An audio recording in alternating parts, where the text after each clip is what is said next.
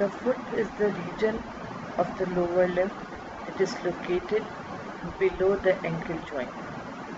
The foot consists of three parts: the tarsal bones, which are sometimes called as ankle part, metatarsals, and phalanges. The foot has a superior surface which is called as dorsum of the foot, and an inferior surface which is called as sole of the foot. So today we will discuss in detail about the bones of the foot, about the tarsals, metatarsals, and phalanges. So first, the learning objectives. So the learning objectives of today's class are: at the end you should be able to discuss the bones which are forming the skeleton or the architecture of foot, to identify the prominent features of these bones, identify the joints which are formed between the bones of the foot, and describe the clinical conditions related to these bones. Now the bones of the foot are divided into three groups.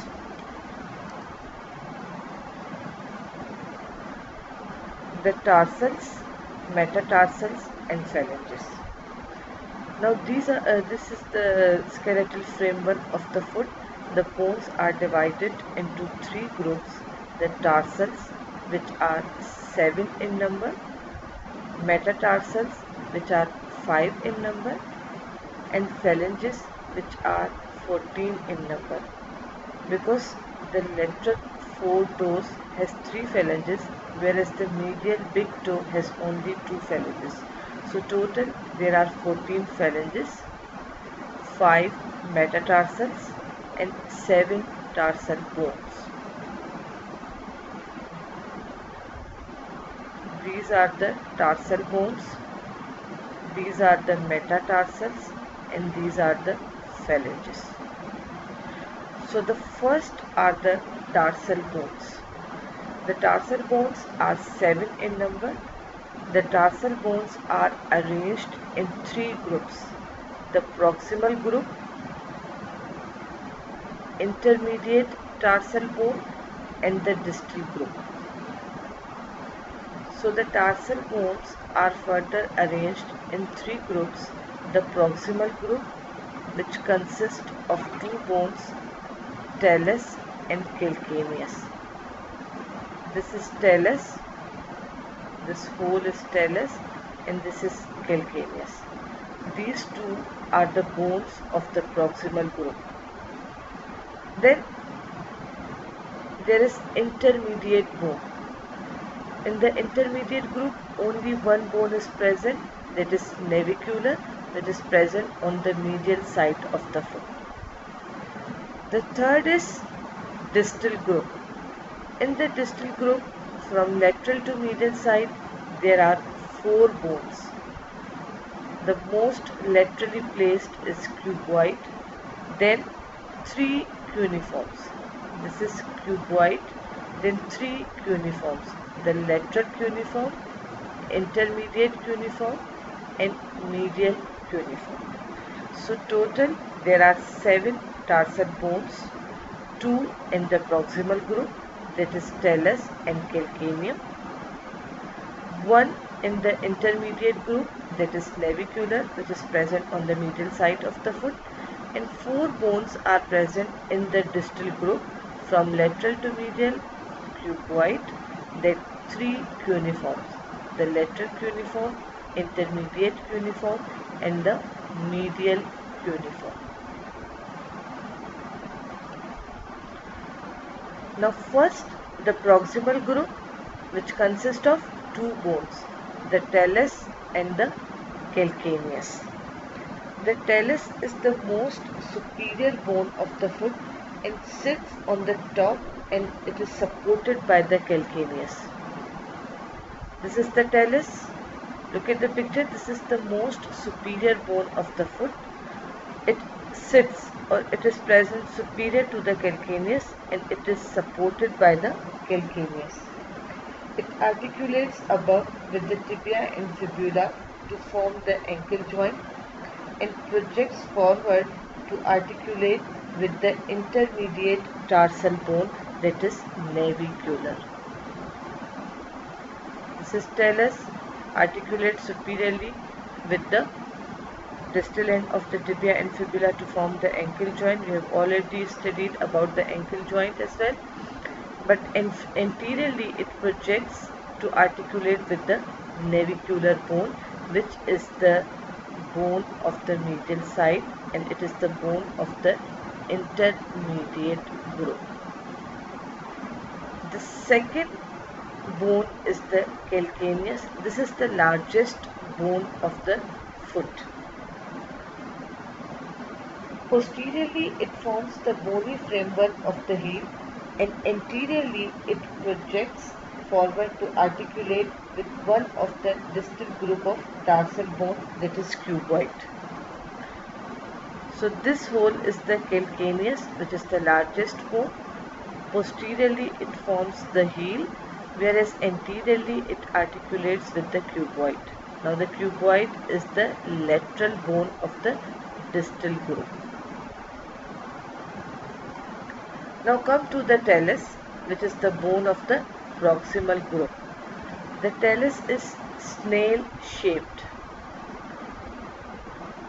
This talus is snail shaped. It has a rounded head,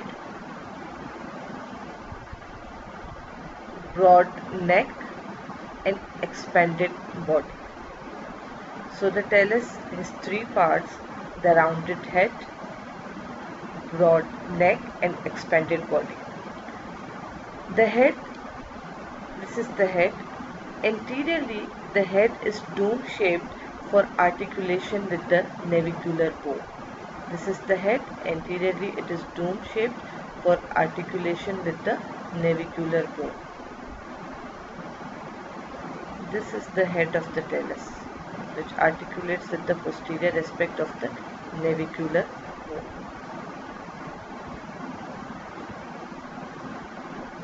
Now inferiorly, this is again the talus. This is the rounded head, neck, and this is the part of the body. We have discussed that the anterior end is dome shaped for articulation with the posterior part of the navicular bone. Now this dome shaped anterior surface, it is continuous inferiorly with three articular facets. This is rounded head. Anteriorly, it articulates with the navicular bone, but this dome-shaped part is continuous inferiorly with three facets. The one is anterior calcaneal facet. The second is middle calcaneal facet. This is anterior calcaneal facet and this is middle calcaneal facet. As the name indicates, these two facets articulate with the calcaneum. The third facet is present medial to these facets, and this facet is the articular surface for calcaneo-navicular ligament. So, the talus has three parts: head, neck and body. For head, you have to remember 2 points. The first point is that the anterior surface of the head is articular and it is dome shaped to articulate with the navicular bone. This dome shaped articular surface, inferiorly it is continuous with the three facets. The one is anterior calcaneal facet, second is middle calcaneal facet, and the third is articular surface for calcaneo-navicular ligament. Now come to the second part of the talus, which is neck of the talus. The neck is broad and it is marked by a deep groove, which is called as sulcus talli. So for the neck, you have to remember one point, that it is marked by a deep groove, which is called as sulcus talli. Now posterior to this sulcus talli, there is the presence of large articular facet, which is called as posterior calcaneal surface. Now this posterior calcaneal surface is present behind the sulcus stellae, but it is not the part of the neck. It is the part of the inferior surface of the body. So this posterior calcaneal surface will be discussed in the body as well. It is present behind the sulcus stellae, which is the deep groove on the neck of the talus. Behind this sulcus stellae, there is the presence of posterior calcaneal surface, which is the part of the body of talus. Now come to the third part of the talus, that is body of the talus. The body is expanded. Its superior aspect is elevated. The superior aspect, which is also called as trochlea or pulley-shaped elevated part of the superior surface, fit into the bracket-shaped socket which is formed by the distal end of the tibia and fibula to form the ankle joint. Now for the body, you have to remember that the body has different surfaces. The important is the superior surface and the inferior surface. The superior surface is elevated to form the ankle joint, whereas the inferior surface, now look at this picture again. On the inferior surface of the body, there is the presence of large facet which is called as posterior calcaneal surface for articulation with the calcaneum. So this facet is present on the inferior surface of the body of the talus. So the body has a superior elevated surface, superior elevated surface for articulation at the ankle joint. On the inferior surface of the body, there is the presence of posterior calcaneal facet. Now come to the posterior process. The posterior aspect of the body. This whole is the body. This is the superior surface of the body. This light blue color is the inferior surface of the body, and this whole is the posterior aspect of the body. Now the posterior aspect of the body consists of a backward projection which is called as posterior process. Now this whole is the posterior process. This posterior process has a medial tubercle and the lateral tubercle. In between these two tubercles, there is a groove for flexor hallucis longus.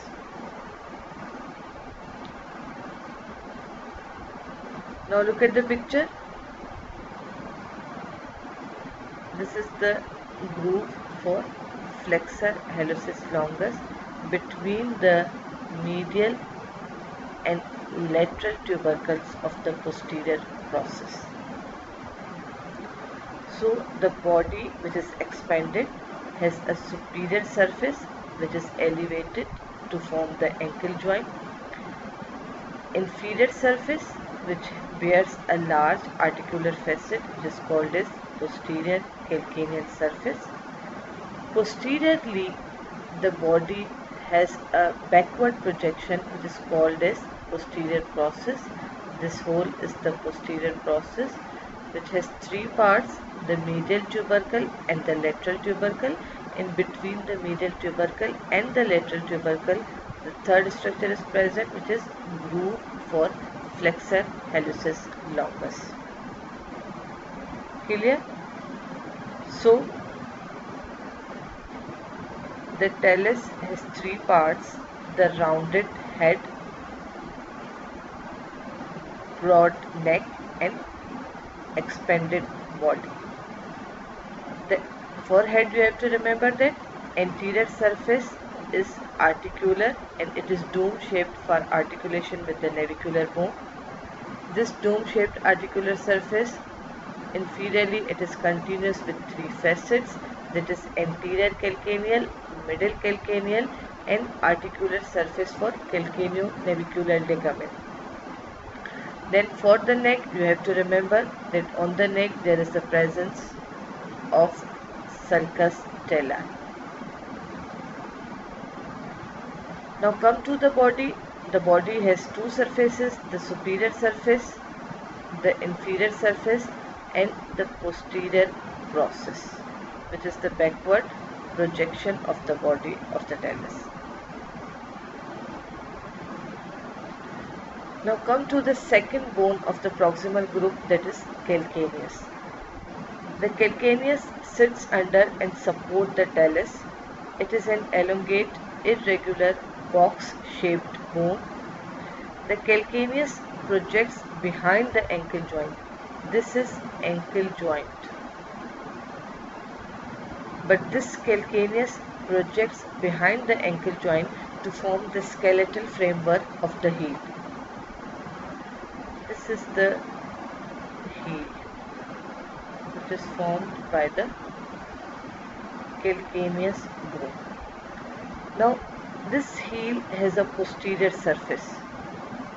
The posterior surface of the heel has a significance because of the attachment of the Achilles tendon. Achilles tendon is attached on the posterior surface of the heel. So you have to remember this point, that this tendon is attached on the posterior surface of the heel. The lower part of this posterior surface, this hole is the posterior surface of the heel. The Achilles tendon is attached on the middle part of the posterior surface, because the lower part of the posterior surface continue onto the plantar surface as the calcaneal tuberosity. First, there is calcaneum. The part of the calcaneum behind the ankle joint forms the heel. On the posterior surface of the heel, there is the attachment of the Achilles tendon on the middle part of this posterior surface of heel, because the lower part of this posterior surface of heel continue onto the plantar surface as the calcaneal tuberosity. Now look at the picture. This hole is calcaneum. This is calcaneal tuberosity. This is the calcaneal tuberosity. Look at the picture. This calcaneal tuberosity is projecting forward towards the plantar surface. This hole is the plantar surface. When this calcaneal tuberosity projects toward this plantar surface, this is the posterior aspect of the heel. This is the inferior or the plantar aspect of the heel. So when this calcaneal tuberosity projects forward towards the plantar surface, it has a small lateral process and a large medial process. These two processes are separated from each other by a V-shaped notch. Now on the anterior surface of this plantar surface, now this is the plantar surface. Plantar surface of what? Plantar surface of calcaneum. Now at the anterior end of the plantar surface, there is the presence of calcaneal tubercle for the attachment of short plantar ligament. This is short plantar ligament. This hole is calcaneum. This is the inferior aspect of the calcaneum or the plantar aspect of the calcaneum. This is calcaneus tuberosity with two processes, medial and lateral, which are separated by this V-shaped notch.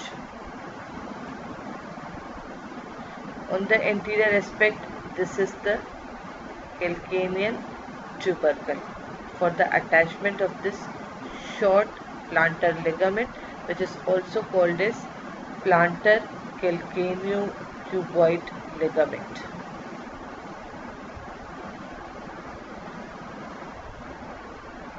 Now the lateral surface of the calcaneus.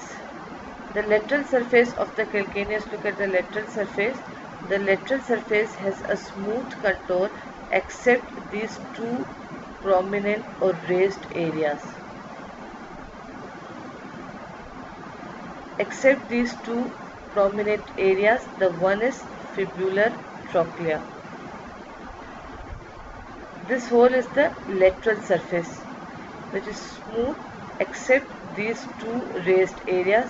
The one is fibular trochlea. This is fibular trochlea, which is also called as peroneal tubercle for the tendon of fibularis brevis and longus muscle. Posterior to this fibular trochlea, there is an other raised area for the attachment of calcaneofibular part of the lateral collateral ligament of ankle joint, or simply you can say for the attachment of lateral collateral ligament of the ankle joint.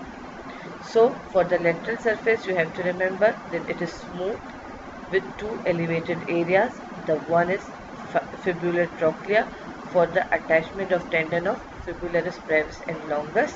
Posterior to this trochlea, there is an other raised area for the attachment of calcaneofibular part of lateral collateral ligament. So this all is about the lateral surface of the calcaneus. Then there is medial surface of the calcaneus. On the medial surface of the calcaneus, there is the presence of one prominent structure which is called as sustentaculum tali. So for medial surface, you have to remember that the sustentaculum tali, which is a shelf of bone, is present on the medial surface of the calcaneus. Sustentaculum tali is a shelf of bone which is present on the medial surface of the calcaneum. On the lateral surface, which structures are present? Two raised areas. On the medial surface, which important structure is present? Sustentaculum tali. So the sustentaculum tali is a shelf of bone which is present on the medial surface. The significance of this sustentaculum tali is that it supports the most posterior part of the head of the talus. So, for the medial surface, your first point which you have to remember is the presence of sustentaculum tali, which is a shelf-like bone. On the superior surface of this sustentaculum tali, there is the presence of middle talar articular surface for articulation with the talus. First, on the medial surface, there is the presence of shelf-like bone which is called as sustentaculum tali. On the superior surface of the sustentaculum tali, there is an articular facet which is called as middle talar articular surface. On the under surface, means beneath this sustentaculum tali, there is a groove for the tendon of flexor hallucis longus. So the first important structure on the medial surface is the presence of sustentaculum tali. Then two further structures are related with the sustentaculum tali. The one is on the superior surface, that is middle talar articular surface, and the second on the under surface, that is the groove for the tendon of flexor hallucis longus. Now this is the sustentaculum tali, and this is the under surface or the groove for the flexor hallucis longus. Look at this picture. This is sustentaculum tali. On the superior surface, middle articular surface of talus is present. This is again the sustentaculum tali. This whole is the sustentaculum tali. On the superior aspect, there is the presence of middle articular surface of talus for articulation with the talus, and on the under surface, this is the under surface of the sustentaculum tali, where there is the presence of groove for flexor hallucis longus tendon. Clear? So on the lateral surface, two raised areas are present. On the medial surface, there is the presence of sustentaculum tali. On the superior surface of the sustentaculum tali, there is the presence of middle articular surface for talus, and on the under surface of this sustentaculum tali, there is the presence of groove for flexor hallucis longus. Now two other articular surfaces are also present. The anterior articular surface for talus and the posterior articular surface for talus. The anterior articular surface for talus and the posterior articular surface for talus. These are two other articular facets which articulate with the talus, and these two articular surfaces are present on the superior aspect of the calcaneum itself. This is calcaneum. So these two articular facets are present on the superior surface of the talus itself. Whereas the third articular facet, that is middle articular surface, is present on the superior surface of the sustentaculum tali. We have discussed that the middle articular surface for talus is present on the superior surface of the sustentaculum tali. In addition to this articular surface, there are two other articular surfaces for talus. The one is anterior articular surface and the second is posterior articular surface. But these two surfaces are present on the superior surface of the calcaneus itself. So on the superior surface, there is the presence of anterior, this is the superior aspect. So on the superior surface, there is the presence of anterior and posterior articular surfaces. This prominent shelf-like bone is the sustentaculum tali. On the superior surface of sustentaculum tali, there is middle talar articular surface. Then anterior and posterior talar articular surfaces are present on this. This is the superior aspect of the calcaneum. So they are present on the superior aspect of the calcaneum. Now between these three articular surfaces, which articulates with the talus, there is another sulcus which is called as calcaneal sulcus. So the calcaneus sulcus is present between the three articular surfaces for talus.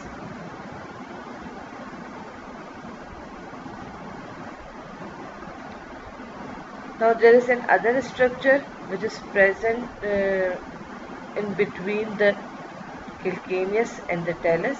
This is tarsal sinus. The tarsal sinus is a cylindrical cavity located between the talus and the calcaneum on the lateral aspect of the foot. This is the lateral aspect of the foot. On the lateral side, in between the calcaneus and the talus, there is the presence of cylindrical cavity which is called as tarsal sinus. This tarsal sinus or the cavity of this sinus is occupied by the introitious talocalcaneal ligament.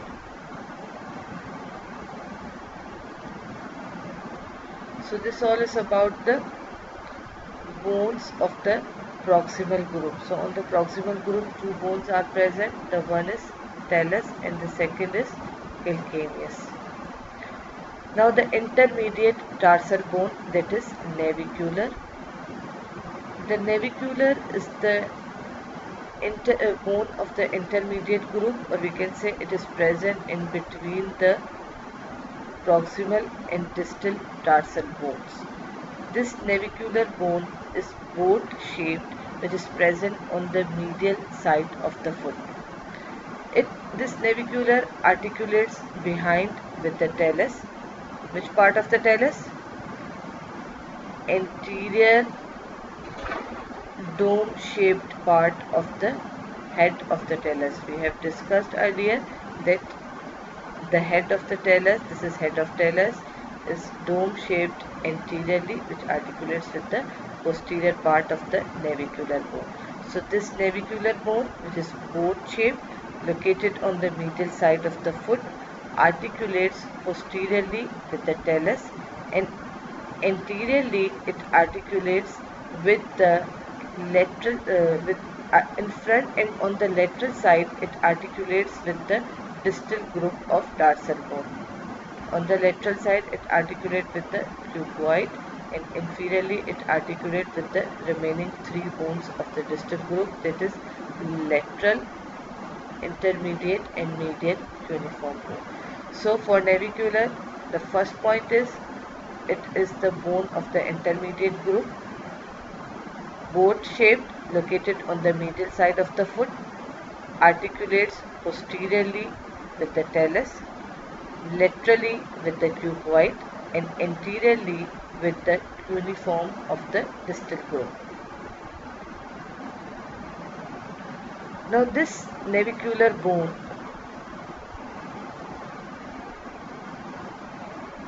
has a prominent rounded tuberosity which projects inferiorly for the attachment of tibialis posterior tendon. This is navicular. On the inferior surface of this navicular bone, inferior, or we can say on the plantar surface of this navicular bone, there is a tuberosity for the attachment of posterior tibial tendon. This is posterior tibial tendon. This hole is the posterior tibial tendon. It is attached on the tuberosity of the navicular bone, and this tuberosity is present on the inferior or plantar surface of the navicular. Then there is the third group or the distal group of the tarsal bones. From lateral to medial, we have discussed earlier, they consist of 4 bones. From lateral to medial, the most laterally placed is cuboid, then 3 cuneiforms, lateral, intermediate and medial cuneiform bones. The cuboid articulates, look at the picture, the cuboid articulates posteriorly with the calcaneus and anteriorly with the metatarsal with the 2 lateral metatarsals. And medially it articulates with the cuneiform, lateral cuneiform. So this cuboid articulates superiorly with the calcaneus, inferiorly with the lateral 2 metatarsals, and medially with this lateral cuneiform. Then there are 3 cuneiform bones, the lateral, intermediate and medial. These 3 cuneiform bones they articulate with each other, but proximally they articulate with the navicular bone, or posteriorly they articulate with the navicular bone, and anteriorly they articulate with the medial 3 metatarsals. So on the distal group there are 4 bones, from lateral to medial, the cuboid, then lateral cuneiform, intermediate and the medial cuneiform. Look at the picture, the cuboid articulates posteriorly with the calcaneum, anteriorly with the lateral 2 metatarsals, and medially with the lateral cuneiform mainly. Small part may also articulate with the navicular, but medially it articulates mainly with this lateral cuneiform. Then there are 3 cuneiforms, lateral, intermediate and medial, which articulates posteriorly with the navicular and anteriorly with the medial 3 metatarsals. Then there is another prominent structure is present on the cuboid. On the inferior surface of the cuboid there is the presence of groove. This is cuboid. On the inferior surface of the cuboid there is a prominent groove for the tendon of the fibularis longus muscle. So you have to remember the one prominent feature, that is the presence of groove on the cuboid, and this groove is present on the inferior surface of the cuboid for the attachment of tendon of fibularis longus. Now come to the metatarsals. There are 5 metatarsals in the foot, numbered 1 to 5 from medial to lateral. From medial to lateral. They are numbered 1 to 5, but from medial to lateral. Metatarsal 1, this is metatarsal 1, is associated with the great toe, is shortest and thickest. The second metatarsal is the largest one. Now each metatarsal has a base, body or shaft, and the head. The base of the metatarsals, look at the picture, the base of the metatarsals articulate with the distal group of tarsal bones, whereas the head of the metatarsals articulate with the proximal phalanges. Clear? So there are 5 metatarsals. The base of each metatarsal articulate with the distal group of tarsal bone, whereas the head articulate with the proximal phalanx. Now the plantar surface of the head, this is the base of first metatarsal, this is the head of the first metatarsal. Now the plantar surface of the head of first metatarsal also articulates with 2 sesamoid bones. These are the two sesamoid bones which are present on the plantar surface of the first metatarsal. These 2 sesamoid bones are present in the tendon of flexor hallucis longus. So this is the tendon of flexor hallucis longus. You have to remember that the sesamoid bones are present at the head of the great toe on the plantar side in between the tendon of the flexor hallucis brevis. Then for the fifth metatarsal, you have to remember that the lateral side of the base of fifth metatarsal has a prominent tuberosity for the tendon of the fibularis brevis muscle. So this is fibularis brevis muscle which is attached on the tuberosity which is present on the fifth metatarsal. The last group of bones of the foot are the phalanges, which are the bones of the toes. Total there are 14 phalanges because each toe has 3 phalanges except the greater toe which has only 2 phalanges, that is proximal phalanx and distal phalanx. Each phalanx again consists of base, shaft and head. The base of the proximal phalanx articulates with the head of the metatarsal. Look at the picture. These are the bases of proximal phalanges which articulate with the head of the metatarsals. So this all is about the bones of the foot. Now identify the bones of the foot. This one is calcaneus talus. These are the 2 bones of the proximal row. This one is navicular, which is the bone of the intermediate groove present on the medial side of the foot. Then these are the bones of the distal groove. This one is cuboid, lateral cuneiform, intermediate cuneiform, and this last one is medial cuneiform. Then 5 metatarsals, 1 to 5, from medial to lateral. This is 4th metatarsal, this is 5th. Then phalanges, proximal phalanx, distal phalanx of great toe, proximal, middle and distal phalanx of remaining 4 toes. Now identify this marked structure. This is talar sinus, which is present, which is the articular cavity in between the talus and the calcaneum. Now come to the clinical conditions. The calcaneal fractures of the foot, calcaneal fracture occurs commonly because the posterior part forms the heel. So this type of fracture occurs as a result of hard fall on the heel.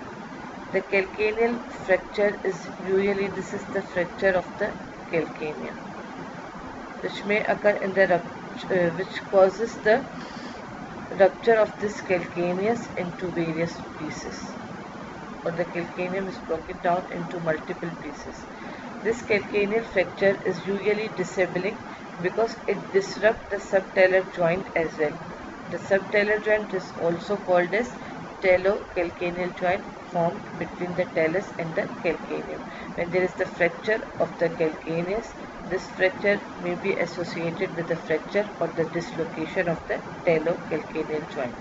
The second is fracture of the talus, and in the talus, the fracture of the neck of the talus is common. And this is the fracture of the neck of the talus. And this fracture occurs during severe dorsiflexion of the ankle. As a result of this fracture, the body of the talus dislocates posteriorly. Fracture of the metatarsal are uncommon. These fractures occur when the heavy objects fall on the foot. This is the fracture of the metatarsal. Occurs when any heavy object or during the accidents or the fall of the heavy object result in the fracture of the metatarsals. Fracture of fifth metatarsal tuberosity occurs. This is the fracture of the tuberosity of fifth metatarsal occurs due to sudden and violent inversion of foot. It results in pain and edema at the base of the fifth metatarsal. Then there is another condition which is called as os trigonum. This is basically the accessory bone of the foot which is mistaken as a fracture. This bone is mainly asymptomatic. It is diagnosed usually during the X-ray of the foot, and it is mistaken as a fracture. This os trigonum is accessory bone. It develops when the lateral tubercle of the talus fails to unite with the body of the talus. In the later life, normally the lateral tubercle unite with the body of the talus. But in some condition or because of some reasons, the lateral tubercle do not fuse with the body of the talus and appears as a separate bone, which is called as accessory bone or the os trigonum. These are the references of today's lecture.